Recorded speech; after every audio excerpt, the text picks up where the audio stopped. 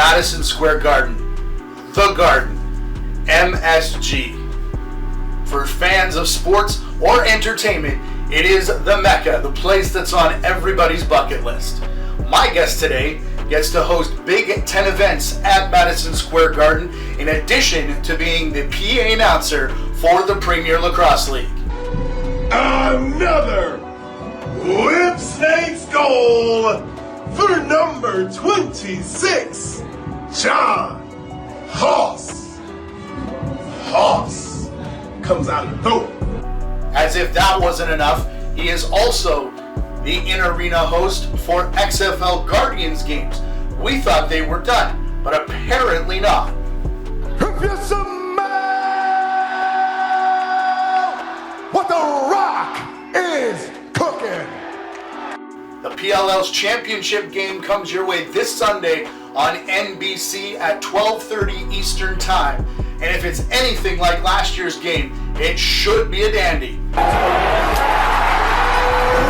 Snakes goal by number 9, Matt Ramble. That is the game. Whip Snakes are your inaugural Premier Lacrosse League champions. Oh man.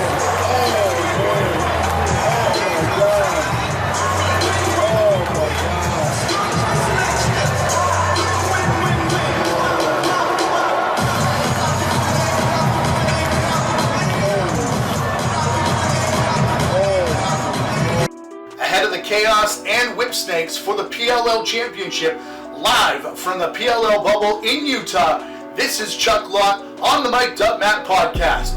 Let's go!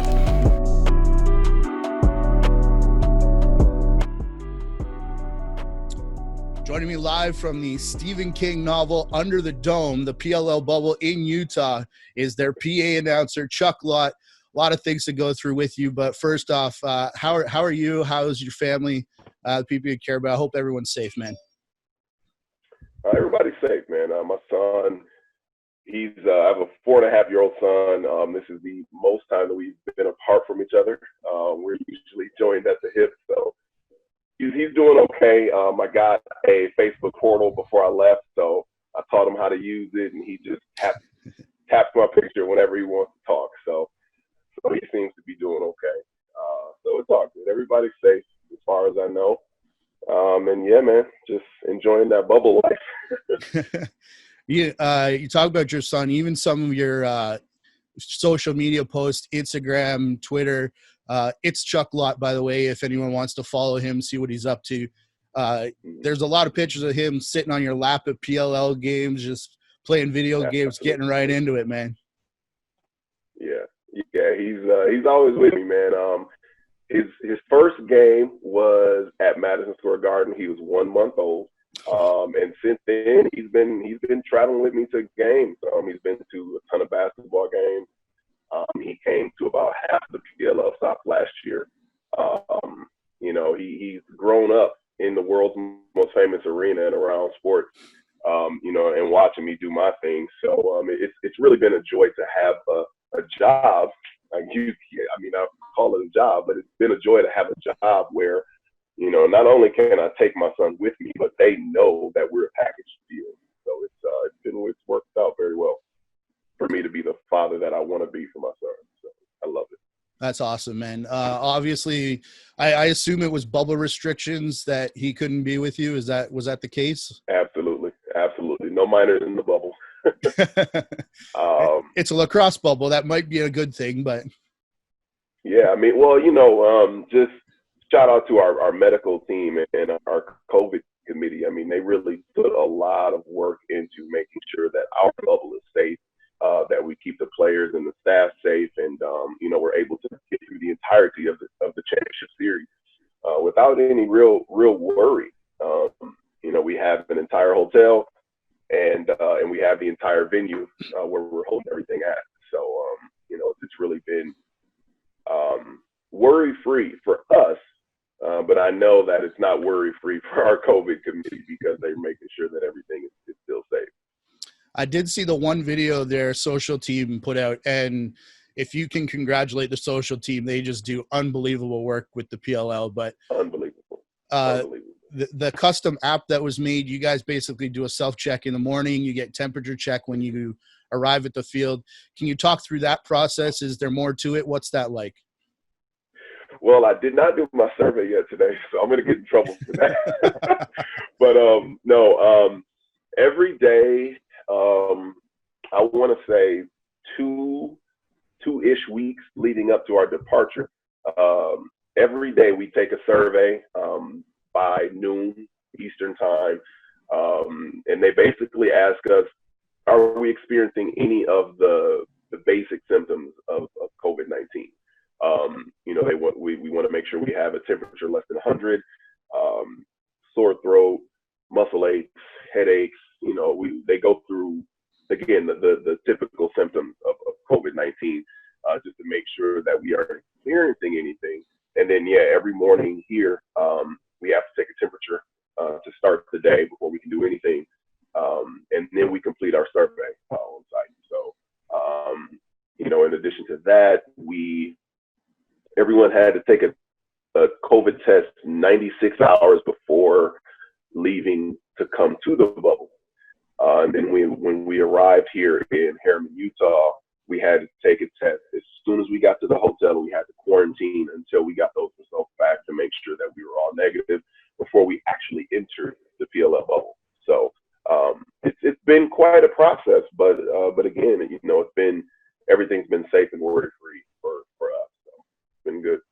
And I haven't heard of anything positive tests or anything related to that in the bubble. I know Jules Henenberg, before he got there, I think tested positive, which disqualified him. But beyond that, I think that was the only one. Is that correct? Yes. There's been nothing in the bubble. We had everyone inside of the bubble had tested negative. And just to clarify Jules' situation, Jules had COVID in June. I believe it was June. Oh, okay. So he was actually cleared and he was actually here. But when he got here, they took some additional cardiology tests and discovered that he had an issue. His oxygen levels were low. And it was affecting his heart. And I mean, the quick version is, if he would have played here, he would have ran a high risk of just collapsing and dying from the after effects of COVID-19. So I spoke with him the night before he broke the news, and I spoke with him a couple of times since then. He seems to be doing okay. He's definitely in good spirits. Probably not after last night with the Redwoods going down again to the Whip Snakes. But we're all hoping and praying that he's going to be able to play next year. And if that means, an altitude restriction for him, that's better than not being able to play ever again, because Jules is a kid. And, when that news came out, man, it was crushing for everybody, because we know the impact that Jules has on the game, on the team. And, we're all just looking forward to having him back in the uniform. Yeah, I apologize. I didn't know that was the effect of the story. I had kind of heard that it was some positive something beforehand that didn't let him in the bubble. But I mean, yeah, I'm with you right there, because what he did for the Redwood offense last year was phenomenal. Yeah. And, I'm with you, man, though. Crushed last night, the lose in overtime again to the Whip Snakes. And after coming back, being down 8-2 at halftime and never leading in the game, the look on Nat St. Laurent's face, I've become a fan of him during this tournament. Yeah. And I mean, that man just looked absolutely distraught last night. It was tough, man. Playoffs is a beautiful thing in sports. As long as you make it, the records are 0-0. And you turn on that switch at the right time, and chaos is showing us that right now. Redwoods showed us that last year to get to the championship, and they showed us again this year. They got hot in the elimination round, and they looked good in the semis, especially when they were mounting that comeback. But overtime in the Whip Snakes, it's just something about that combination that does not end well for the opposing team. So Yeah, but it was fun. It was a lot of fun. I was trying to figure out what would the better matchup have been, because the Chaos won that first semifinal, so they get through. And in my mind, if they face the Whip Snakes, we're probably going to see, like, take the over if you're betting, because my goodness gracious. But earlier on in the tournament, wasn't it Chaos Redwoods set the record for lowest goals in a game, 8-7, 15 goals or something like that. So I was trying to figure out, like, you guys are on NBC on Sunday, probably before hockey. Like, people may see this by accident. I hate to say it, but there are fans too who are going to want to tune in. And I was trying to figure out what the better matchup might be for promoting the sport and for fans like that. I mean, I think this is going to be a great matchup for promoting the sport, because it will be high intensity. Mm-hmm. But I think, you know, if we had a Redwoods Chaos final, that would be for the already fans, because of the storylines that are there. Right. You know, and obviously we're talking hypotheticals, but, you know, you got the Redwoods avenging the loss last year and getting to the championship.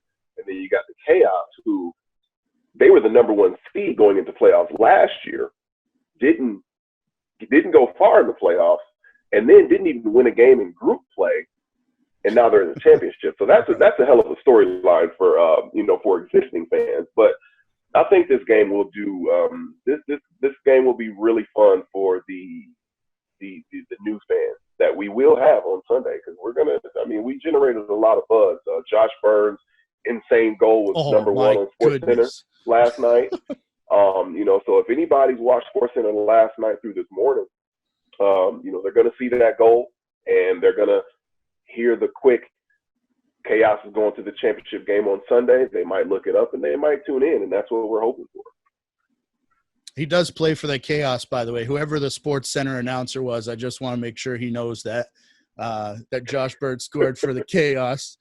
But anyways, I want to talk about how you get to this point, and Madison Square Garden you already talked about. Apparently it starts with triple jump in track and field. Like, that's a weird – I don't want to insult your sport, but that's always seemed a weird sport to me. And then when I watch it, it looks like controlled flying. How does one get into triple jump?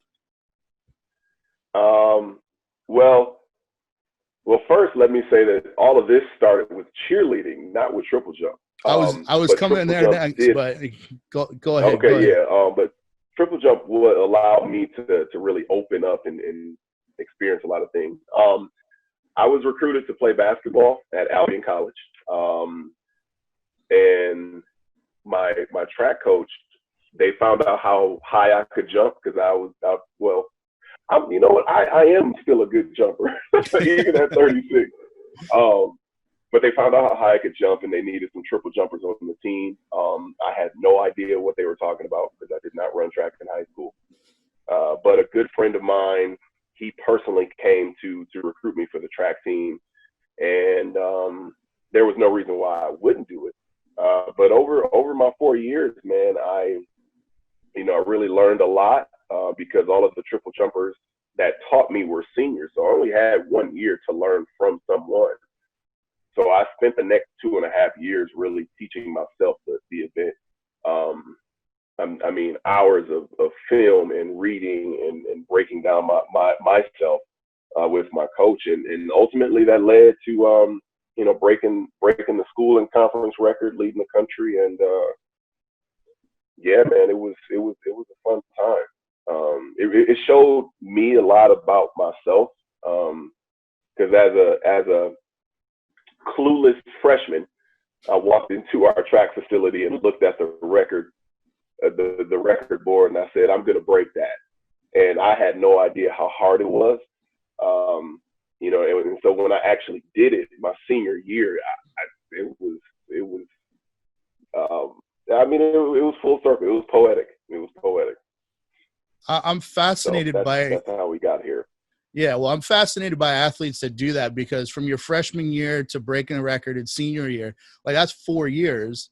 And when I think that being mostly an Olympic sport, I know there's other things involved, but we think, track and field, we think triple jump, Olympics. That's Absolutely. 4 years you devote every minute of your life to, a minute and a half maybe when you're doing your thing. Yeah.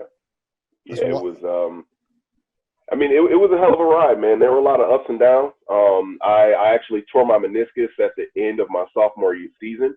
And that put a huge mental block in my head for my junior season. And midway through my senior year, I hit a wall, and I just said, you got to let this go, man, because it's holding you back. The only thing that was preventing me from really beating everybody was me. And when I finally let that go my senior year, that's when I really started to, I was improving like 1.5 to 2 feet every meet, into the conference championship where all of that history happened. And, then, well, I had a heartbreak at NCAA Nationals that year, but, it is what it is. It taught me a lesson that I'm still learning, 14 years later. So, it was a great experience. And I wouldn't have ever thought that I was going to be, that track and field would be my most successful sport. That I did not see that at all. Well, you talked about the sport of cheerleading, and that actually led you to the NBA, the first cheer team for the Milwaukee Bucks. Is that true? Yeah. So my sophomore year of college, I picked up cheerleading as an off-season workout, and that turned into a 15-year career. After undergrad, I moved to Milwaukee, and I was coaching there. And I don't even remember how the conversation started to start the team, but my facility was one of the facilities that we used for the Milwaukee Bucks cheer team. I did the music, I did some of the choreography for the team as well. And that was 2009.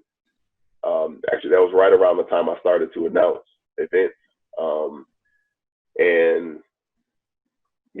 It's crazy. I went from playing basketball, I went to the sideline, and now, I'm in the booth and with a microphone at these same games and events, and it's just crazy to look back. Why did it take so long in Milwaukee? Like, the team's been around since the late 60s, and we're talking like 2000 something. And when you think basketball, the cheerleading, the cheer team aspect, the crowd pump up stuff, that to me just seems like that goes along with basketball. Why, some 40 years before they finally got it together? Well, that's everybody, first of all, because a lot of what we do at the professional level is monopolized by dance teams, not cheer teams. Right. Dallas Cowboy cheerleaders, perfect example. They're not cheerleaders. I love and appreciate what they do, but they're not cheerleaders. They're dancers. There is not a cheerleader in the world that can go and try out for that team because they can't dance. It's not. And if there are any cheerleaders watching, don't take offense. You can't dance. But it's. I don't know why it's taken so long. It's definitely hard to. I won't say govern, but to figure out how to make an actual cheerleading team work at the professional level. Because first of all, you have guys and girls. There's a whole other locker room situation that we might need, practice facility. We can't just go in a hall. Well, we can go in a hallway, but that's not safe. But you can't just go in a hallway and practice what we do. Dancers, you can roll out a marley floor and they can get with it, but they're dancing on a hardwood floor, so they can just go and practice on the hardwood floor. I don't think that really has anything to do with why it's taken so long. It's just when people stereotypically think of cheerleading, They think of rah rah this boom ba. Hey, Exactly, we're gonna do a cheer, and I'm like, I don't do that. I mean, I can teach it, but that's not what I do. I throw people in the air safely. I catch them safely, and I flip safely. So, you know, it's interesting. It's always a battle.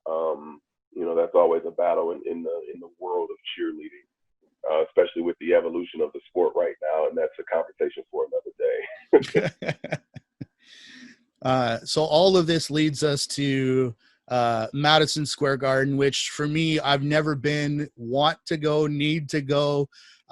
There's a lot of people that's bucket list stuff, and you're working there, hosting the events in the Mecca, dude. How does that come out? How does that come about?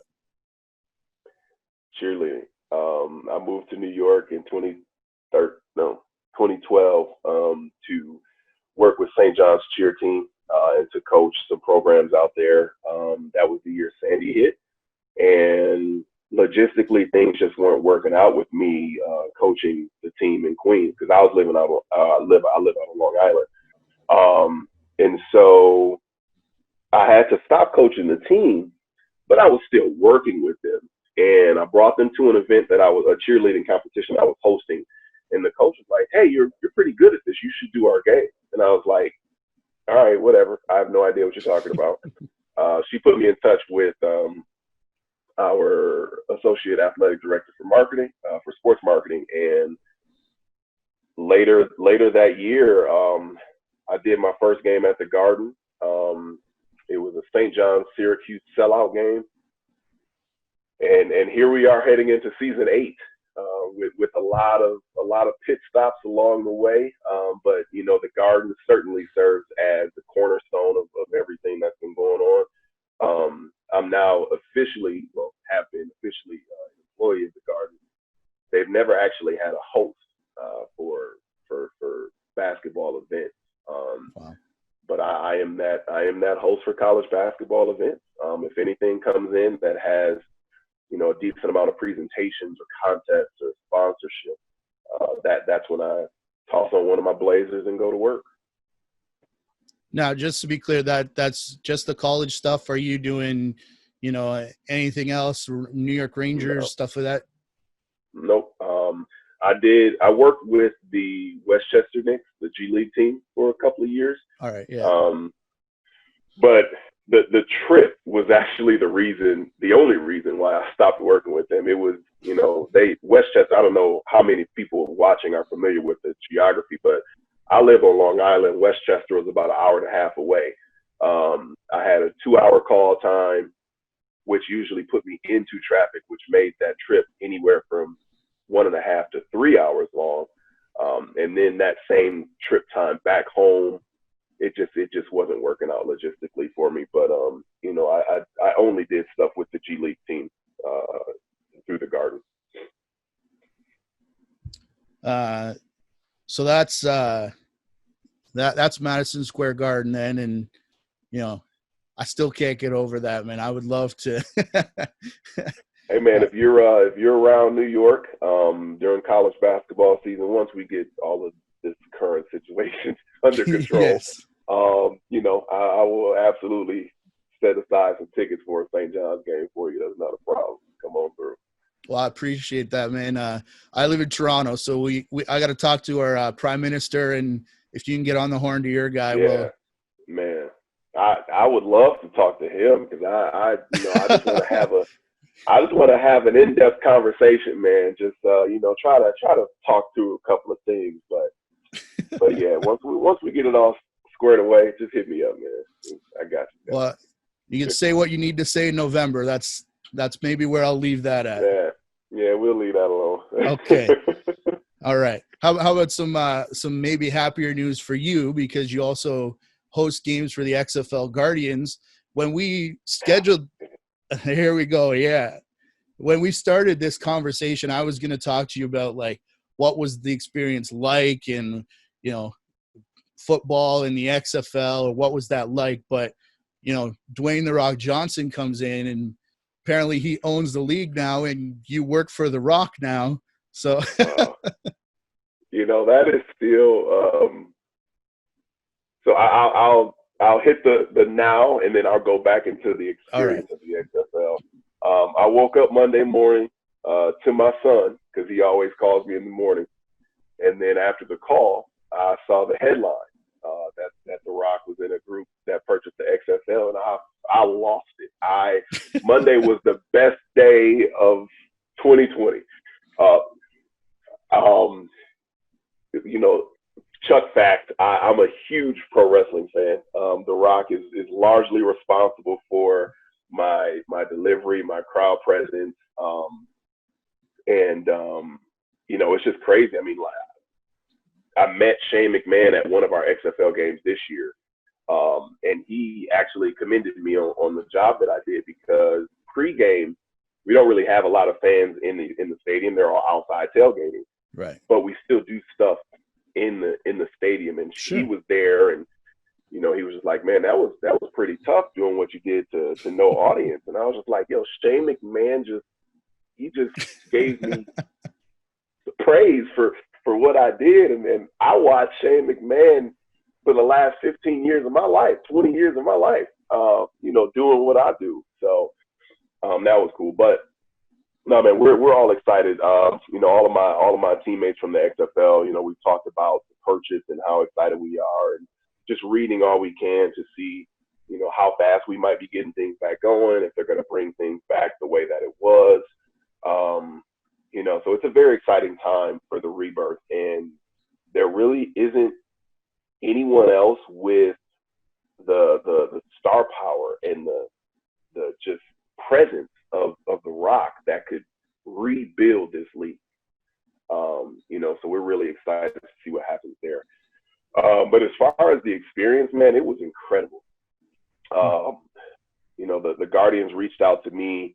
They were looking for an in-game host. They saw my reel, and they gave me a call, and they were like, hey, man, you know, the whole team saw your reel. We love what you do, and we want you if you want to do it. And I was just like, no questions. Like, we're in there. You know, and it was an emotional moment for me when I had the phone call with the team, because they basically allowed me to do whatever I wanted and needed to do. You know, they knew how long I had been in game presentation and hosting. So they were like, we're not going to tell you what to do. We're going to give, like, this is where we kind of want to go, and we just going to let you drive. You know, so that was a very empowering and emotional time for me. But the games, the fans, it was a lot of fun. It had been quite some time since I had actually been to a football game.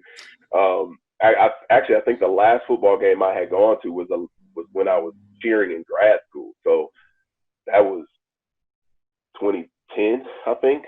Wow. So I just forgot how much fun I have at football games. Football is so much fun to cheer at. And I'm a host, but, you know, I still take on that cheerleader role as well. But the fans were great. They were all eager and excited for another football team, a better New York football team. You know, and it was a good time. It was a really good time. We had a lot of fun, and we were all really we were all broken when everything that week everything started to shut down. You know, personally, I had the Big East tournament at the Garden, and then the day of the Big East Championship, we also had an XFL home game.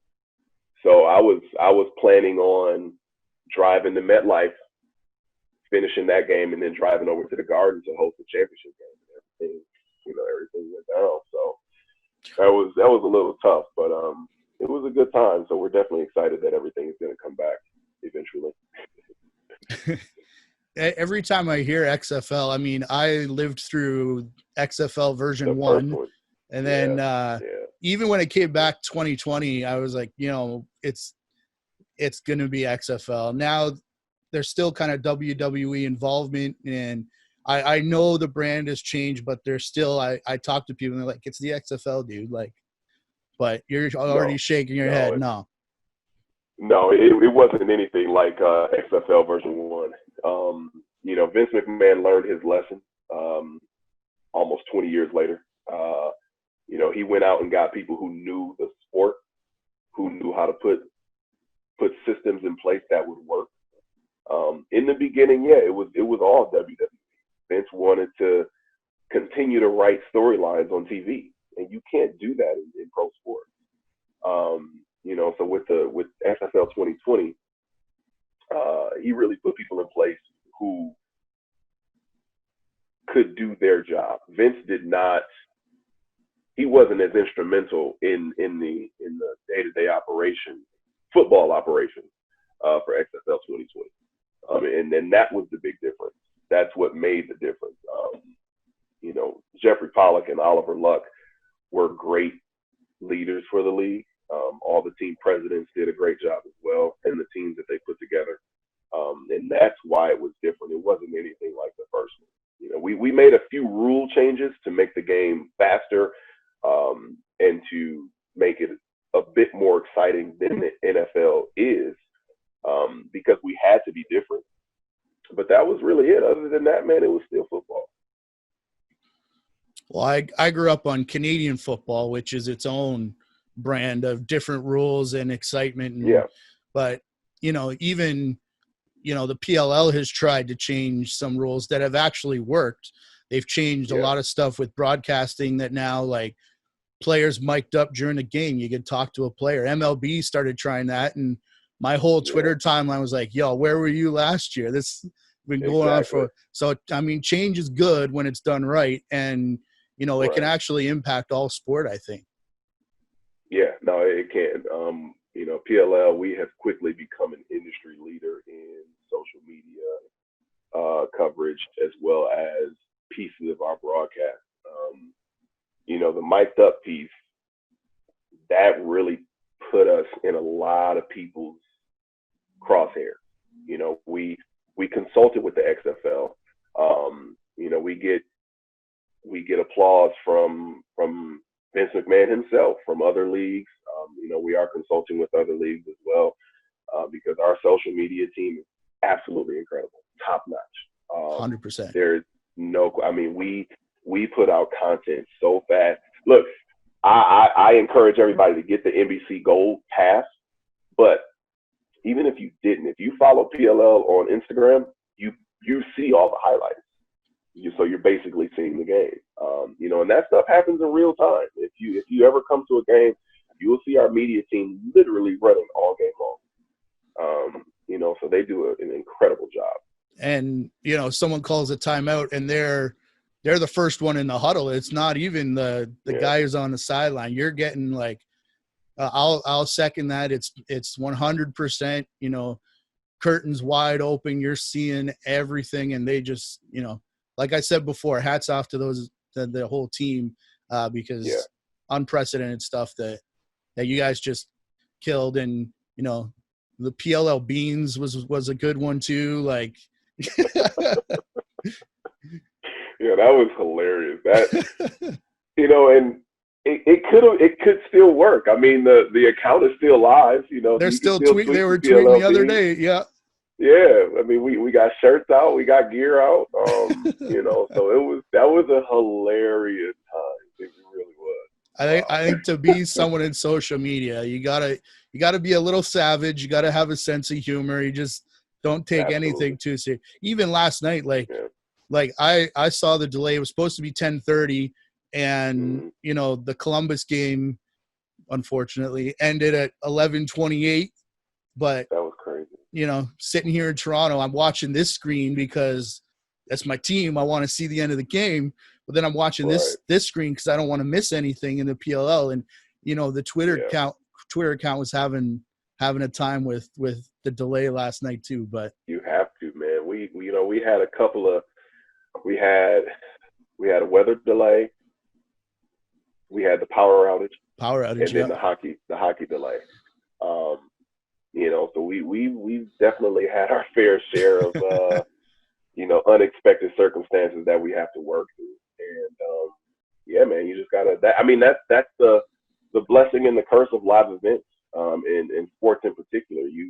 You're at the mercy of Mother Nature. You're at the mercy of, you know, whoever you're broadcasting with. Because look, if we weren't on NBC, I mean, I don't know who else it would be, but we wouldn't have had to wait until the end of that hockey game. We could have just went on the schedule, but our deal is with NBC Sports, and we had to wait till the NHL concluded their game.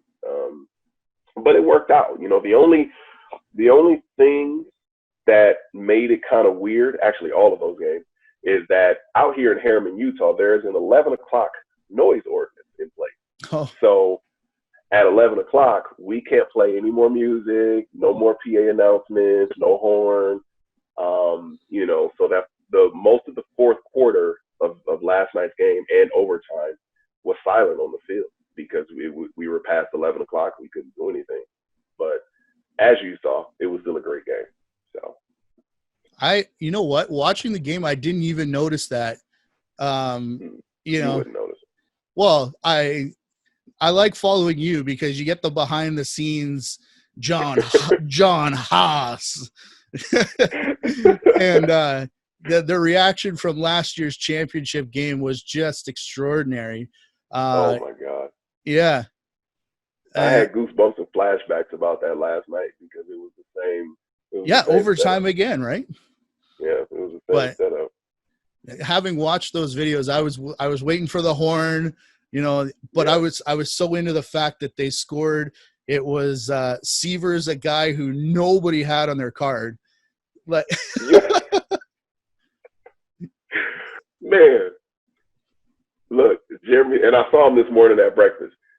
All props to Jeremy Seavers, man, for coming through when his team needed him the most and then hitting that game-winning goal. Yeah. That's the beauty of sports, man. It's just you play the game, and they did. Yeah, and so before I let you go, only a couple minutes left here, but a couple of things that I still wanted to touch on, and the first one was the PLL Anthem dropped during this thing, and produced and recorded by Method Man. How long did you know about that before it came out, and what was your reaction when you found out that was going to be a thing? I only found out like a day or two before. Wow. But I was pretty excited about it, man, because that allows us some crossover appeal right there. Meth brings a sport that's stereotypically a white male sport. Sure. And he just cut the anthem for not only the league but the sport. If you listen to the lyrics, there's a lot of lacrosse terms in there. So I have no doubts that every club lacrosse team in the country is gonna have that on their playlist next year. But it was huge, man. We were all so excited about it. The track was hot. His interview on the broadcast was really exciting and engaging, and he knew what he was talking about.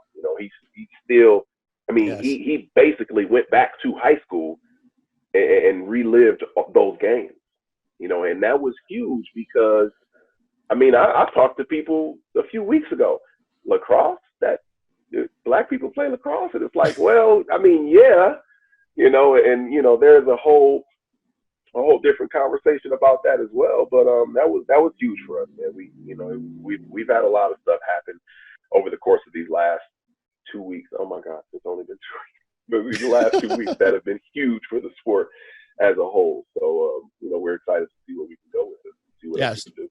So for people who don't know, the second year of the PLL, last year you guys did tour style. So you did, what was it, eight stops, something like that? And you were doing like maybe 14. Oh, 14. Excuse me. Yeah.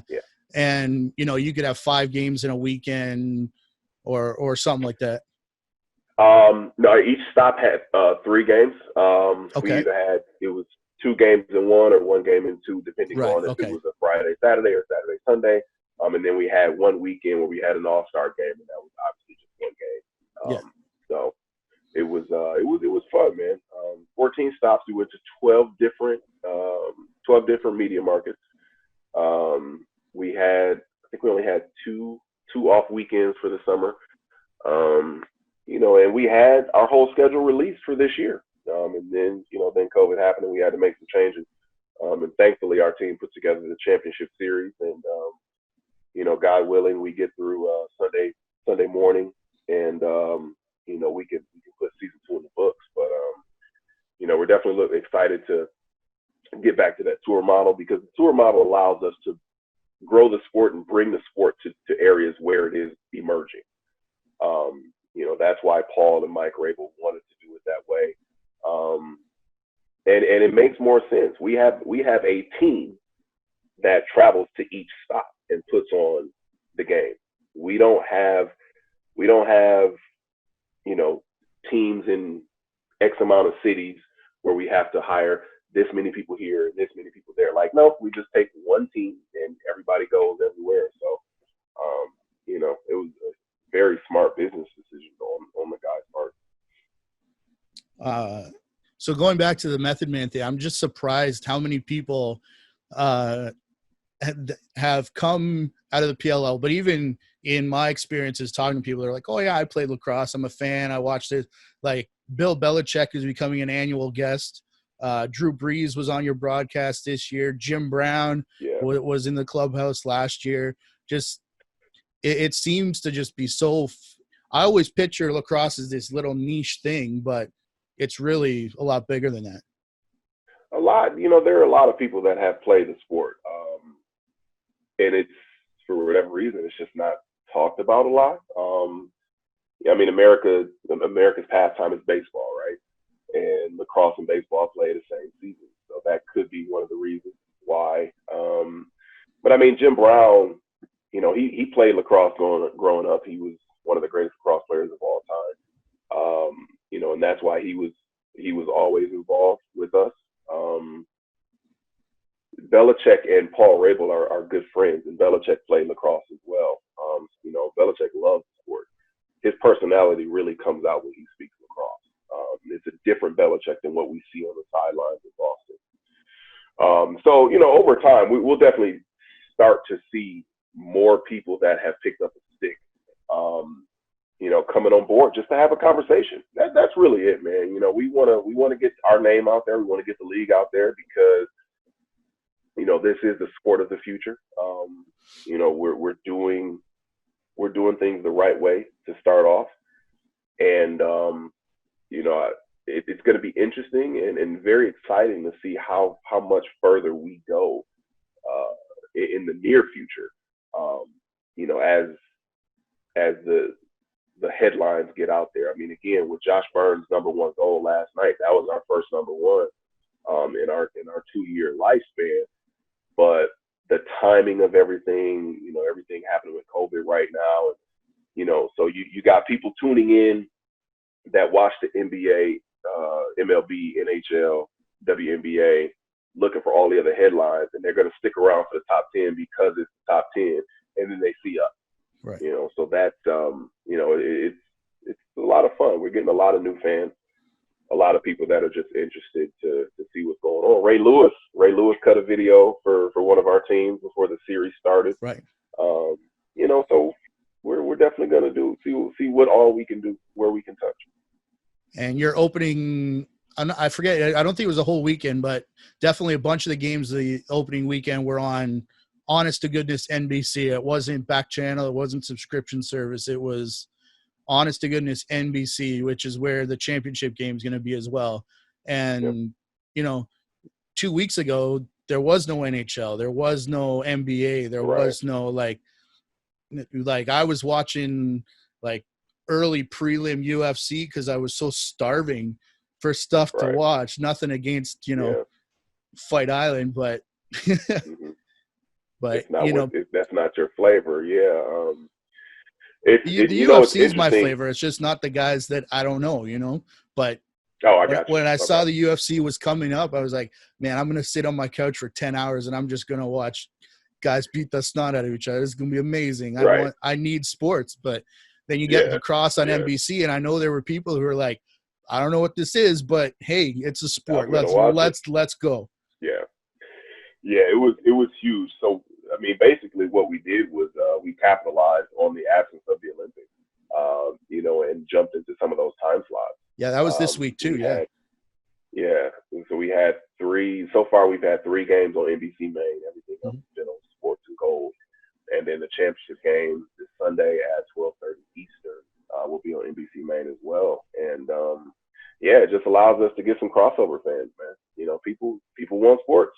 People want some sense of normalcy back, and you know, if we're able to give that to them in the form of sport, you know, that's the best of both worlds there. You know, but it's been interesting because we were the first league to announce that we were coming back. We are the only league that we've had no real COVID issues in our bubble. Or even before the bubble, there were NBA stories. MLS had sent 2 full teams home, right? Yeah, even the other pro lacrosse league, which I can't remember their name. You know, they had some issues with their schedule. Some players contracted the virus, and they had to make some changes too. So, you know, man, just we're trying to open up some eyes, because there's a lot of stuff. I mean, personally, I was a basketball guy. I mean, we just talked about, you know, my history, and at no point did I talk about lacrosse. And that's because before last year, really before 2018, when I met Paul Rabel, I didn't know a thing about lacrosse, you know, and now I'm the voice of the league. I go home with my son, and, you know, 2 to 3 weeks before I left, all we did every night was rewatch last season. You know, for me to watch film like an athlete and learn and get my timing back and just get ready for this year's series.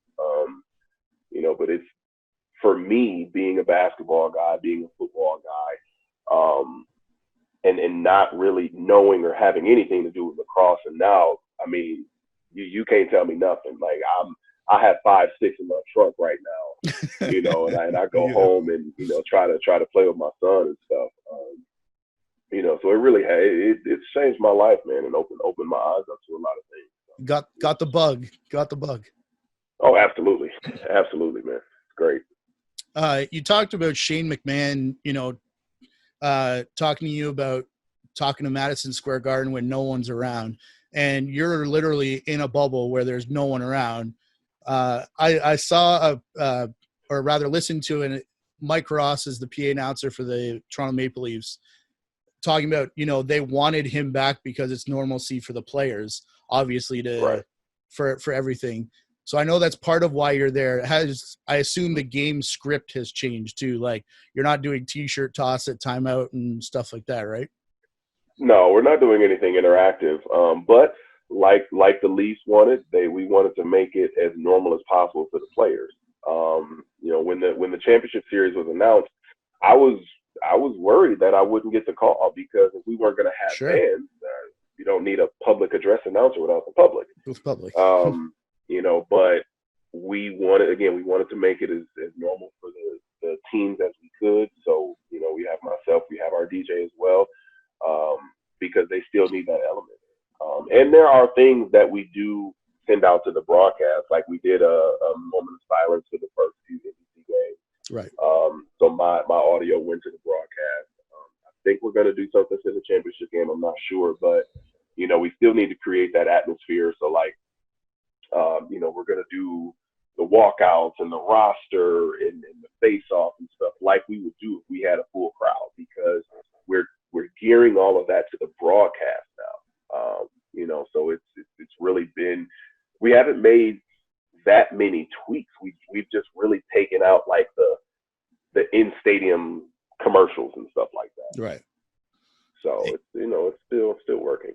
And as much as the game is on NBC, if you buy the gold pass, the camera's right there in the huddle too, man. When you talk about the commercial breaks and So anybody that's interested, gives you a different insight. Yeah. And Andy Towers is coaching the game, so there should be some good stuff. Andy Towers is a wizard, man. That man. I mean, he's showing us why he won Coach of the Year last year. You know, he has his team ready for the championship game. They didn't win a game in group play, and here we are. We're looking at top seed versus bottom seed in the championship game. And they both have a shot. It's not foregone conclusion. Yeah.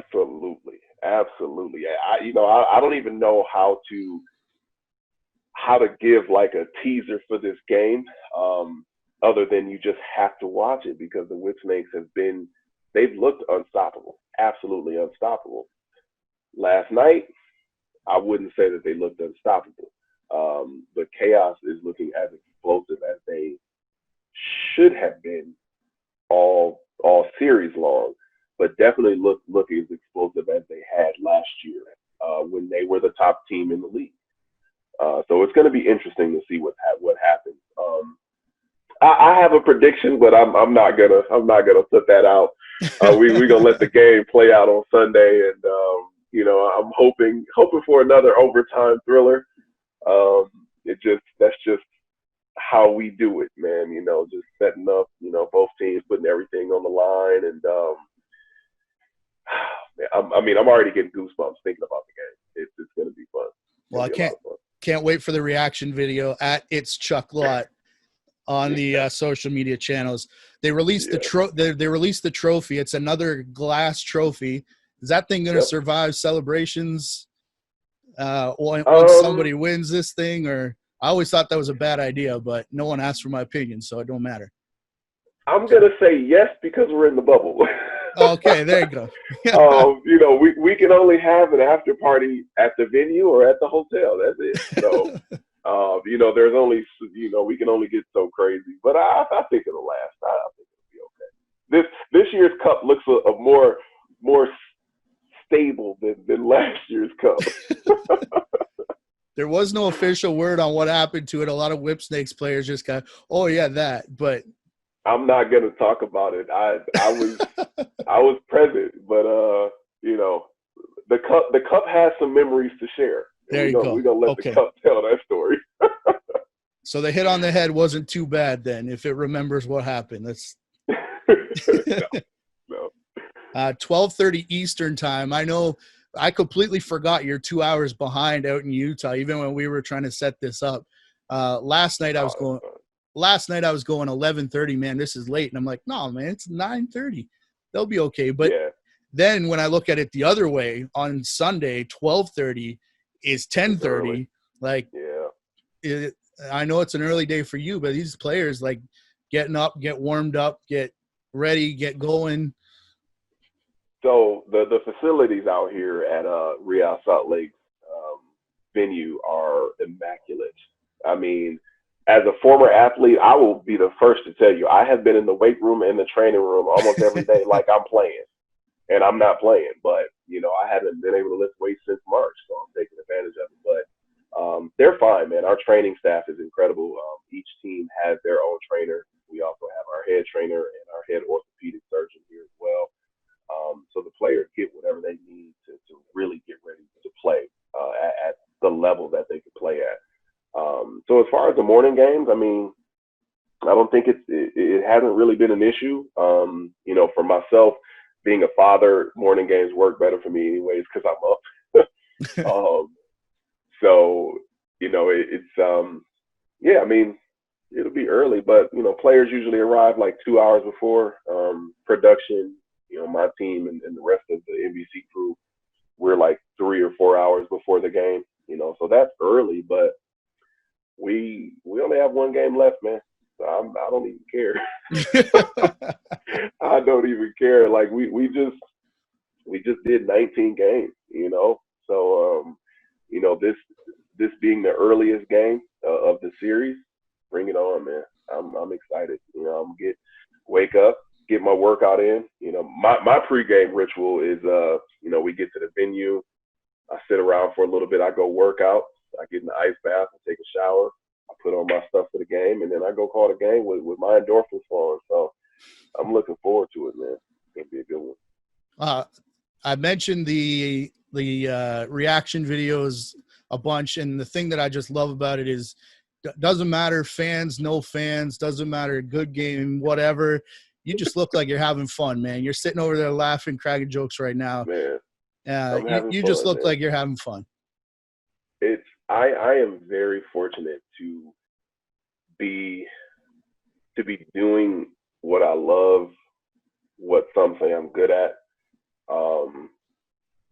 I'm fortunate, and it's something that I cherish day in and day out, because, you know, living in New York, I am around a lot of people who don't really love their jobs. They're only doing it to make the money that they make, and I've never really cared about money like that. You know, I came out of undergrad as a kindergarten teacher. I became a cheerleading coach. I've always done what I enjoy to do.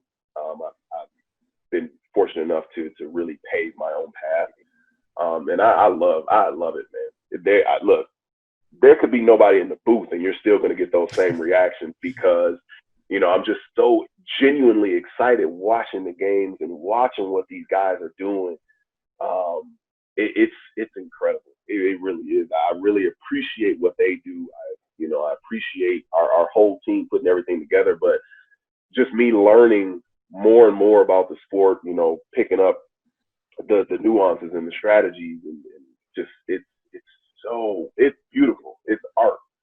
It's art, and I love it, man. That excitement is it's not going anywhere. I'll be announcing the 2040 PLL season with the same reaction. Well, lacrosse fans, he's got the bug. He's got it. He's got it bad. I do. I do. And he's one of us now. 19 games down, one more to go. It's the biggest one of the week, and it comes your way Sunday on honest to goodness NBC, 12:30 Eastern time. Chuck, all those games, and you still gave me an hour to talk, which I thought you'd be saving your voice on your 2 days off here, but I really appreciate you, man, and enjoy the game Sunday. I'll be watching for sure. Absolutely, man. I appreciate it. Thank you. All right. Thank you so much. Chuck Lott of the PLL.